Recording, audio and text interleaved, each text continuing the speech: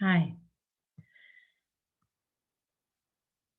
It felt like a perfect time to talk about love because tomorrow's Valentine's Day.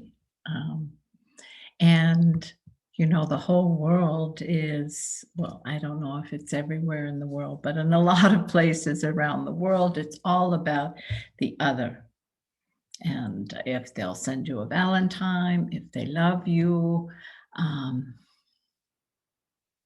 yeah, I remember being in elementary school, like 7 or 8 years old, and you could bring valentines for the other classmates and all, and how important that was if you got a valentine or not. And it's not like it is now where you have to bring it in for everyone, then you just gave it to who you wanted to, which I think is more honest, huh? Um, and when I think back to my life now, through the eyes of human design and through understanding myself through human design. Wow, I was really looking for love um, outside of me. I guess it started when I was like a preteen, even younger, but it got pretty serious when my hormones changed. And I mean, I wanted that boyfriend, I wanted someone who really liked me and wanted to be with me. And as I got older, that became stronger and stronger.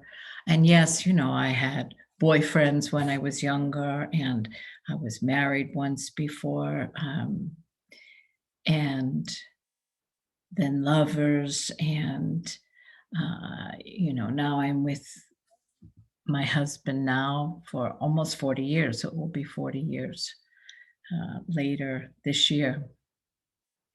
But it was always about the other. Now, I know I have an open ego, huh? So when Ra told me about, I didn't value myself, I had an which was interesting to tell the person that knows everything about human design. No. But that's what came out, and it was like I valued myself as a human being. I did. And it wasn't until I was doing um, the rave psychology course with him. I was 7 years already in my experiment. So, I was really grounded and aligned and in my own frequency. But in this rave psychology course, he talked about the open ego. And he talked about it in such a way that, wow, it penetrated me. And I saw something that I hadn't seen before, and I knew what he meant about the open ego trying to prove their worthiness. For myself personally, I saw that all the giving, offering of myself, offering my help, even to strangers, um, and in the family and with friends and lovers and, all across the board, that I always thought that was my open solar plex, trying to please people. And I'm sure that's part of it, but what I really got to see was all that I was doing, in a sense, was to prove I was worthy of being loved, or to, prove that I was lovable. And I remember that whole day, I just pretty much laid on my bed in my room and let that all sink in. I was no longer working from that conditioning. I was no longer living my life from that conditioning, but it was still um, a misunderstanding inside that about my open ego. So I really spent my whole life looking to be loved, whether it was my parents loved me or my brothers or my classmates as I got older or the little friends, Um, and then later it became more the man woman type of love.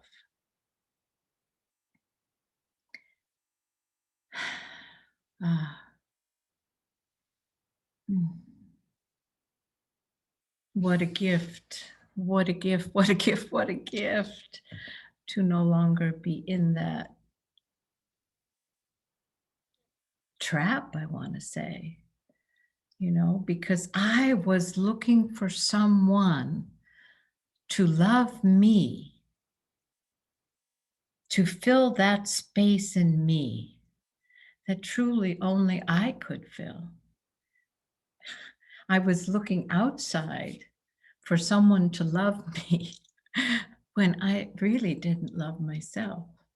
And, I thought I loved myself. Many of you know I was a sannyasin and it was about loving yourself and celebrating. And, you know, it didn't reach to the core, even though there was a lot of that in my life. It was maybe a few layers in. It didn't hit my core. I mean, really to the center of my being. And now it does. I mean, and and it wasn't like I was thinking about loving myself or thinking, oh, I have to love I really, honestly, all I did most of the time, especially in the early days, is I kept, I'm a generator. I need to wait to respond through all the classes, through all the dinners with other human design people. I just kept that as my mantra. And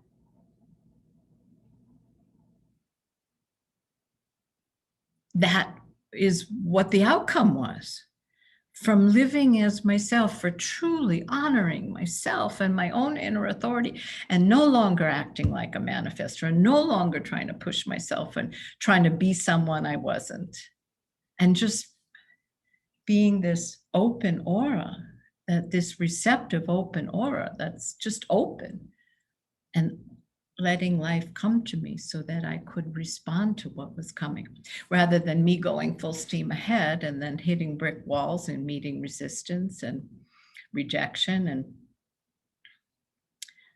we can't live in this life without having experienced rejection. But I have to say, by waiting to respond, no more rejection. None. I mean, even if someone says no, like if I ask, let's say, my granddaughters or my daughter or my husband or my sister or anyone, a friend, they say no, it's not personal. So there's no rejection. It's amazing to live life like this. It's like you don't carry any weight. There's no buildup of experiences, and then the mind makes stories of those experiences. And it ends up weighing down our spirit, not just the body. The body gets really affected by that.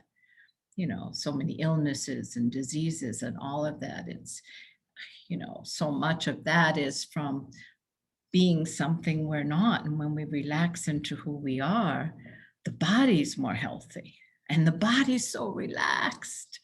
Oh, I love it. I love how relaxed my body is.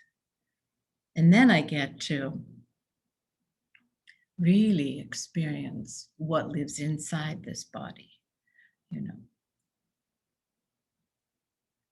that consciousness or awareness or whatever you want to call it. It's invisible. It's but it's there. And So this loving of myself, oh man, it didn't happen in the beginning. I was so freaked out in the beginning of my experiment because I hardly ever said no to anyone. Open solar plex, open ajna, open head, open heart center. It was like, yes, yes, yes. And I remember Ron, the reading, saying to me, yeah, people come and, can I borrow some money? Yeah, sure. Can I borrow your car? Yeah, sure. Can I walk all over you? Yeah, sure. That was pretty much me. And now, it's very different. But in the beginning, when there was this that was coming out and strong, it was like I had a backlog of no's living inside of me. And they really came out really strong in the beginning. And oh man, I was freaked. I was afraid nobody would like me, but I was more afraid I wouldn't like me because it was so very different than how I had lived my whole life. But that passed, all these things in the beginning, it's like, you're really, I was really going against, you know, 40, more than 40 years of living in a certain way. That's not easy, especially, as we're adults, it's not easy to do. And in the beginning, it's like, whoa, what's happening? I don't know about this. There was no one to ask. The only person I could ask was Ron. He was a manifester, so I couldn't ask him. It was really being really alone in the experiment. And I didn't see anyone around me in the experiment. So it was like, okay, like walking through the blizzard, where you can't see anything in front of you, and all you can do is see, one step after another. And you know how Ra used to, for those of you who were around back then, he would sign his emails and everything, love yourself. And he would sign it, his emails to me like that. And then one day he just wrote, I know you're loving yourself. And that really was such a sweet experience for him not to sign it like that. He just signed it. He signed it you, actually, HU at that point. So this loving oneself, wow.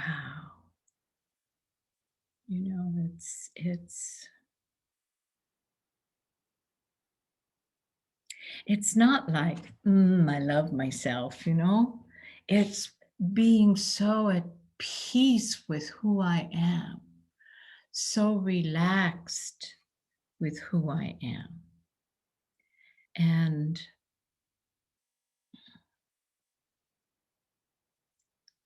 I never experienced something like this before, and it just deepens now. It's like,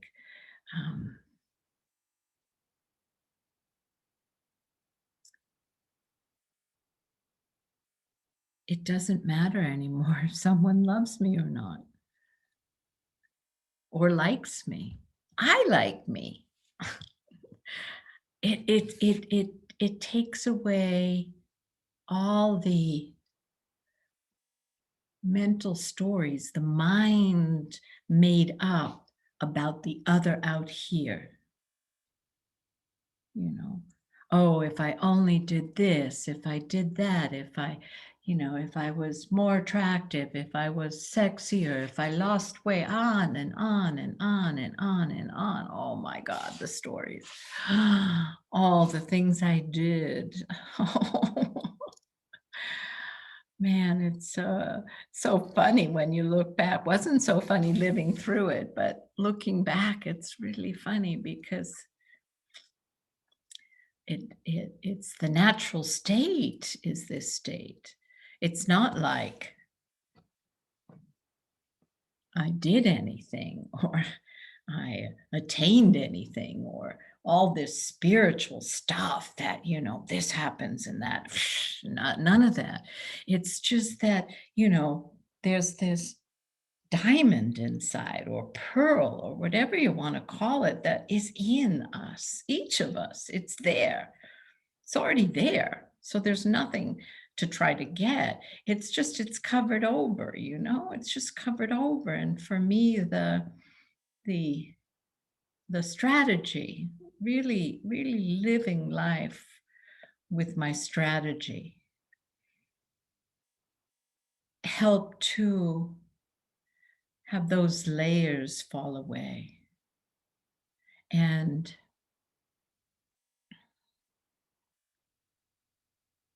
I and this was me, okay? Anything I share is just about me and my journey and my experience. We each have our own inner authority. We each have, or decision-making process. We each have our own strategy. The uniqueness is so profound for each one of us. So what my truth is just that. And no, I don't want anyone, uh, uh, you know, feeling like they should feel what I feel or see what I see, because it's just my seeing and it's unique to me. But it's like,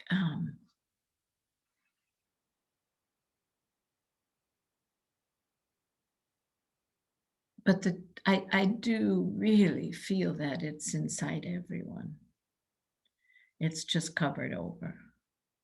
And as those layers fall away, and truly, I didn't do anything. I didn't meditate because I didn't have an aha to meditating. I didn't do any therapy because I didn't have an aha to that. I didn't do anything only because my inner authority said no to doing anything. So your journey could be totally different. And but for me, it was just really strategy. It really was, because how many times really, well, for me, it was very rare that someone actually came and asked me to do something, especially in the early days. Man, I was chomping at the bit. Come on, ask me something. Ask me something. I want to do. I want to do. But maybe someone would call and say, do you want to meet for a coffee? That was such a big thing back then.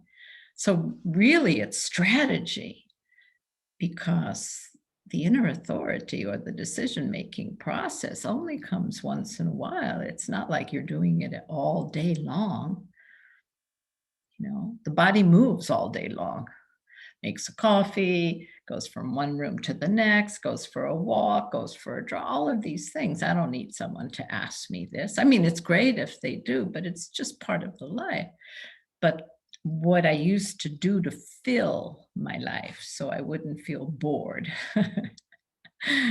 And what I used to do to keep the energy moving and to have excitement, and let's get together and let's go dancing, let's sing, come over for dinner, let's go out for dinner. Oh, I have a great idea, we could do this business together. I mean, on and on and on. That stopped. And so just the waiting. And for me, the waiting really was transformational. It wasn't what I responded to. I mean, yes, it's my journey, but how we make a decision is just the GPS. Left turn, right turn, no turn, stop. It was the waiting. Not easy. Not easy at all. But here it is, Valentine's Day. And I love myself. I love me. And it's beautiful if someone else does, but I don't need it. I don't need a Valentine's card. I don't need any of these things that were so important in this life. It's so precious, this. And many of you know, I looked everywhere before human design. I mean, I really did. From my early 20s, I knew there was something else. And back then, we're talking over 50 years ago, there wasn't New Age, there wasn't self-help, there was psychology or psychiatry. And Ram Dass's Be Here Now, I remember I found that. That was about the only book out there I could find, But this journey in this life is precious. And when I first started my experiment, I didn't understand the mind as I do now. And I really wanted to throw out my whole life before human design. Like I had lived a lie my whole life. No, it took me a while to get to that point, but I saw that every step, every little bit of that life, no matter how beautiful or no matter how intense or heartbreaking or whatever, brought me to this very moment. And if anything else happened, I wouldn't be in this moment. And I love this moment. I love it. So for all of you out there, the love for yourself is already inside you. We come in like that. We're born with that love. So it's not about finding it. It's just about letting it reveal itself. So anyway, happy Valentine's Day, and until next time, take care, and whatever unfolds, it's our journey, huh? Bye for now.